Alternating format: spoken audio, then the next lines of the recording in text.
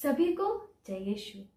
आज का सुसमाचार मत्ती अध्याय 9 वाक्य 1 से 8। प्रिय भाइयों और बहनों, प्रभु यीशु हमें सिखाते हैं कि प्रार्थना में हृदय की शुद्धता बहुत जरूरी है।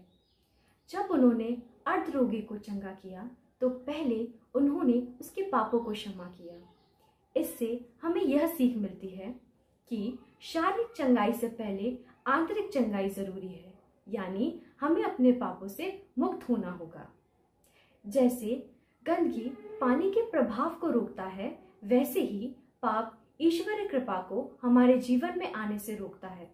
इसलिए इस उपवास काल में हमें अपने पापों के लिए प्रभु की क्षमा मांगनी चाहिए, बुरे विचारों और कर्मों से दूर रहना चाहिए। प्रिय भाइयों और बहनों, प्रभु यीशु हमें बहुत प्यार करते हैं। वे हमारे मन और विचारों को जानते हैं और हमेशा हमें माफ करने के लिए तैयार रहते हैं। आइए हम अपने मन को शुद्ध करें और प्रभु के करीब आएं। धन्यवाद।